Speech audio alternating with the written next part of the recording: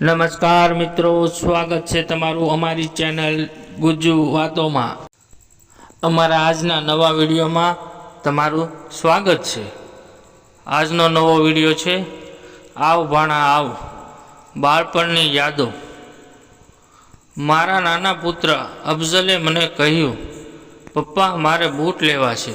મેં કહ્યું, બૂટની શું કિંમત છે?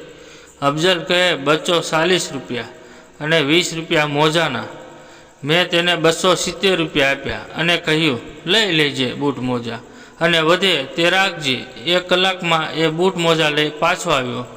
તેના ચહેરા પર આનંદ હતો અને આંખોમાં ઉલ્લાસ। તરત નવા બૂટ મોજા પહેરીને તે સ્કૂલે જવા રવાના થયો।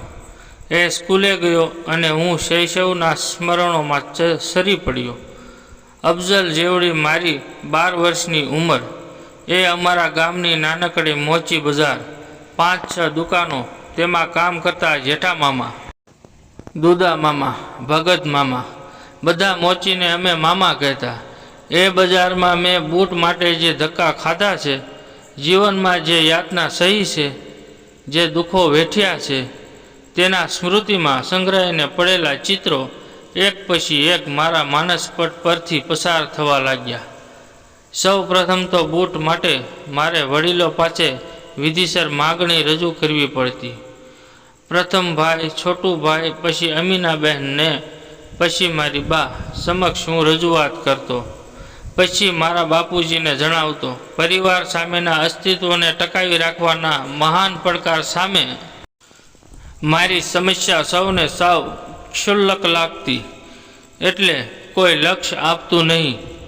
સાતમ આઠમનો મેળો, તરણેતરનો મેળો, ગણેશોત્સવ, નવરાત્રિ, લગ્નગાળો, શાળાના પ્રવાસો વગેરે પ્રસંગો બૂટ પહેરવાના પ્રસંગો ગણી શકાય।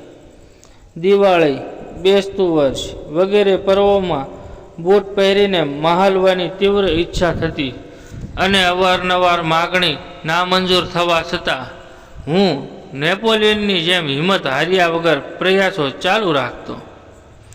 આખરે મારા બૂટ ખરીદવાનો પ્રશ્ન સમગ્ર પરિવાર માટે એક જટિલ સમસ્યા બની જાય તેટલી હદે મારા પ્રયાસો પહોંચતા। ત્યારે પરિવારના સમગ્ર સભ્યોની મીટિંગ મળતી। બૂટ કરતાં કઈ કઈ બાબતો વધુ મહત્વની છે તેની વિગતે ચર્ચા થતી। મને બૂટ અપાવવા જોઈએ તેનો સૈદ્ધાંતિક સ્વીકાર થતો, પરંતુ સમગ્ર પરિસ્થિતિની સમીક્ષા કર્યા પછી સરવાળે સર્વાનુમતે નક્કી થતું। જૂના બૂટને રિપેર કરાવી, ફાટ્યા હોય ત્યાં થીંગડા મરાવી, નવી હકથળી નખાવી, પોલિશ કરાવી, જોનાર ઓળખી ન શકે તેવા નવા જેવા બનાવી દેવા। મને આ નિર્ણય સંભળાવવામાં આવતો। નિર્દોષ છૂટવાને બદલે 5 વર્ષની સાદી કેસની સજા સાંભળે એમ હું પરિવારનો નિર્ણય સાંભળી હું એ ઢીલો ઢપ થઈ જતો। આખરે મારા કર્મે લખ્યું કથિર એમ વિચારી જૂના જોડા રિપેર કરાવી લેતો। પછી તો રિપેર કરાવી આડાઓળા થીંગડા માર્યા પછી જોડાનો મૂળ આકાર જતો રહ્યો હતો। છેલ્લે પિતાની પરવાનગીથી મેં સોમાને આપ્યા। તેણે પણ પ્રથમ હાથમાં લઈ પરીક્ષણ કરી અમને પગે લાગી વિનયપૂર્વક પાછા મૂકી દીધા। ત્યારે મારી નવા બૂટ માટેની માંગણી પર મંજૂરીની મહોર મારવામાં આવી। દુદા મામાને ત્યાં જઈ પરમાણુ નાખી આવજે એવો હુકમ કરવામાં આવ્યો અને મારી ખુશીનો પાર ન રહ્યો। ઉમંગમાં ને ઉમંગમાં હું દોડીને દુદા મામાની દુકાને પહોંચ્યો અને કહ્યું, દુદા મામા મારા બૂટ સીવવાના છે। મારા બાપુજીએ કહ્યું છે મારે લાલ બૂટ સીવડાવવા છે। એકી શ્વાસે હું ઘણું બોલી જતો। દુદા મામા મને આવ ભાણા આવ કહી ચામડા દૂર કરી બેસવાની જગ્યા કરી આપતા। પછી પિતાના, માતાના, ભાઈના બધાના સમાચાર પૂછતા। હું કહેતો, પણ પરમાણુ પહેલાં લઈ લ્યો ને। દુદા મામા ટાઇફોઇડના દર્દીની ઝીણી ઝીણી વિગતો ડૉક્ટર કાળજીપૂર્વક જાણી લે તેવી રીતે બૂટ અંગેની વિગતો મને પૂછીને ધ્યાનમાં રાખતા. લાલ કે કાળા, વાદળીવાળા કે વાદળી વગરના, અણીવાળા કે ગોળ, બધું વ્યવસ્થિત પૂછી દુદામામા રેલવેનો એક તરફ લખાયેલો અને પાછળ કોરો એવો ચોપડો કાઢતા અને મને કહેતા, લે મૂક ભાણા પગ. હું પગ મૂકતો અને જાડી પેન્સિલથી દુદામામા પરમાણુ લીટી દોરીને લઈ લેતા. બૂટના પ્રોજેક્ટનો પ્રાથમિક તબક્કો આ રીતે પૂરો થતો. હું પૂછતો, હું બૂટ ક્યારે લઈ જાઉં? તે કહેતા, જોને ભાણા, આજે જાણે શનિવાર થયો, રવિ, સોમ, મંગળ અને જો બુધવાર પણ જવા દે એ ગુરુવારે લઈ જઈએ. વાર પણ સારો ગણાય. એ 5 દિવસ પસાર કરવા માટે અસહ્ય થઈ પડતા. વળે ગુરુવારની કલ્પના કરતા આનંદ થતો. શનિથી બુધ સુધીના દિવસો પસાર થશે. ગુરુવાર આવશે, હું બૂટ લઈ આવીશ. નવા નકોર લાલ વાદળીવાળા પહેરીને હું નિશાળે જઈશ. છોકરા છોકરીઓ જોઈ રહી છે. એ 5 દિવસ પસાર કરી ગુરુવારે હું ઉત્સાહમાં દુદામામાની દુકાને પહોંચતો અને કહેતો, મામા બૂટ લાવો, મારા બૂટ જલ્દી આપી દો. પરંતુ મારી આવી ઉત્કંઠાની દુદામામા માથે કોઈ અસર થતી નહીં.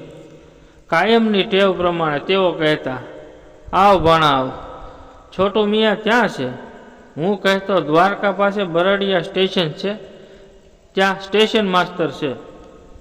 હા, તો બરાબર. દુદામામાની લાંબી વાત શરૂ થતી. અરે ભાણા, હું તને કહેતા ભૂલી ગયો. અમે જાણે આખું કુટુંબ દ્વારકા જાત્રાએ ગયા હતા. એમાં દ્વારકામાં આવતા ને છોટુભાઈ ભેગો થઈ ગયો. અરે પણ અમને જોઈને શું ખુશ થયો છે? મને કહે, મામા તમે અહીં ક્યાંથી? મેં કહ્યું, આખું ઘર જાત્રાએ નીકળ્યા છીએ, હજી આ ગાડીમાંથી ઉતર્યા છીએ, સાથે ગરમ ચા પી પછી મંદિરે દ્વારકાધીશના દર્શન કરાવ્યા, આખું દ્વારકા ફેરવ્યા અને છેલ્લે સ્ટેશને આવી ગાડીમાં સારી જગ્યા ગોતી બેસાડી દીધા. તે અમે સીધા આવતા રહ્યા. કાંઈ તકલીફ ન પડી. મોટો એ મોટો. દુદામામા એવી લાંબી રસપૂર્વક વાત કરતા કે મને બૂટ ભૂલવી દેતા. પણ હું કહેતો, પણ મારા બૂટનું શું? બૂટ જટ આપો ને. અરે ભાણા, એ જ તો તને કહું છું. આ જાત્રામાં થોડા દિવસ કામ નથી થયું, એમાં રહી ગયા છે. કામ તો ભાણા આખી જિંદગી કરવું જ છે ને. પણ જો શુક્ર, શનિ, રવિ એ સોમવારે લઈ જઈએ બસ. હું રોવા જેવો થઈ જતો. તમે ખોટે ખોટા ધક્કા ખવડાવો છો. બૂટ સીવી દેતા નથી. આવો બબડાટ કરી ભાગ્ય હૃદયે દરવાજો વટી જતો. ફરી મારી જાતને ઉત્સાહમાં લાવવા પ્રયત્ન કરતો. આટલા દિવસ ગયા, 3 દિવસ વધુ. એમાં શું, સોમવારે પાછો આવીશ. હું દુદામામાની દુકાને જતો. એ જ શાંતિ, એ જ સ્વચ્છતાથી દુદામામા કહેતા, આવ ભાણા આવ. દોરાને મીણ ચડાવતા એ મને આવકાર આપતા. હું કહેતો, તમે સોમવારે લઈ જવાનું કહ્યું હતું, આજે સોમવાર છે. દુદામામા કહેતા, અરે ભાણા બેસ તો ખરો. આ તારાથી મોટો શું કરે છે? હું કહેતો, અત્યારે પરશુરામ પોટરીમાં નોકરી કરે છે, બસ. આટલું સાંભળતા દુદામામાની વાત શરૂ થતી. અરે ભાણા, કરીમભાઈ તે કાંઈ ભજન ગાય છે? બધા જૂના ભજન, ગંગા સતી અને પાનબાઈના, રવિ સાહેબ અને ખીમ સાહેબના. મોટો ભજન ગાય છે એ મને ખબર નહીં. મેં તો હમણાં સંતની જગ્યામાં સાંભળ્યા. હું અધીરો થઈ દુદામામાને વચ્ચે અટકાવી કહેતો, અરે પણ મારા બૂટ આપી દો ને. હવે ભાણા, તારું રહ્યું ને મારું રહ્યું. એમ કર, શુક્રવાર પાકો. જા, હવે વેણ ફરે તો કહેજે. બસ આમ મને ફરી વાયદો આપવામાં આવતો. હું આક્રોશ ઠાલવતો, જોજો શુક્રવારે હું બૂટ લીધા વગર જવાનો નથી. ન સીવવા હોય તો ના પાડી દો, પણ ધક્કા ખવડાવી તોડાવી નાખોમાં. દુદા મામા કહેતા, તું નારાજ થામાં ભણા, હવે શુક્રવારનો શનિવાર ન થાય. બસ આમ બધું પાકે પાયા કરી હું દરવાજા સુધી પહોંચતો. ત્યાં એ ભણા એમ હાંક મારી દુદા મામા મને પાછો બોલાવતા. ગંભીર થઈ મને કહેતા, જો ભાણા, ઉઘાડા પગે આવજે અને બૂટ પહેરીને જજે. આટલી સૂચના મળતા હું એટલો લહેરમાં આવી જતો કે ઉમંગમાં ને ઉમંગમાં કુંવરજી વાઘજીની દુકાન વટી ગયા પછી મને યાદ આવતું કે 6 મહિનાથી હું ઉઘાડે પગે તો છું જ. શુક્રવારે દુદા મામા હવે શું બહાનું કાઢે છે તેનો પ્રથમ વિચાર કરીને માનસિક રીતે તૈયાર થઈને હું એમની દુકાને પહોંચ્યો. એ કાંઈ કહે તે પહેલાં મેં કહ્યું, લાવો બૂટ. દુદા મામા કહે, ભાણા, કાળા કરવાના છે કે લાલ? હું ક્રોધમાં ધ્રુજવા માંડતો. અરે તમને 10 વાર કીધું છે કે લાલ કરવાના છે. પહેલે દિવસે જ નક્કી થયું છે ને, અત્યારે પૂછો છો કે લાલ કરવા છે કે કાળા? દુદા મામા કહે, હું તો લાલ કરતો હતો, પણ પછી થયું ફેશન કાળાની છે, એટલે થયું ભાણાને પૂછી પછી આગળ વધવું. અરે લાલ લાલ લાલ, હવે કાંઈ? હું કહીને ભાગતો અને ભાણા સોમવારે લઈ જજે એવી સૂચના સાંભળતો. ઘેર આવતો, વળી સોમવારે પહોંચીને હું કહેતો, લાવો બૂટ. દુદા મામા સામે દિવાલ પર ઓઠામાં રાખેલ જોડ બતાવી કહેતા, જો રહ્યા. હું જોઈ રહેતો. લાલ ચમકતા અણીવાળા વાદરીવાળા. હું ઓઠા સાથે બૂટ લઈ જવા અધીરો થઈ આગળ વધતો. ત્યાં દુદા મામા કહેતા, ભાણા, 2 દિવસ ઓઠામાં રાખવા પડશે, નહીંતર શું થશે? તને ડંખ મારશે, સમજ્યો? મને તેમની વાત વ્યાજબી લાગી. મેં કહ્યું, રાખો ઓઠામાં, બસ 2 દિવસ પછી આવીને હું લઈ જઈશ. 2 દિવસ પછી હું ગયો તો બૂટ પણ નહીં અને ઓઠું પણ નહીં. મેં કહ્યું, ક્યાં છે મારા બૂટ? અરે ભાણા, કહી દુદા મામા શરૂ કરતા.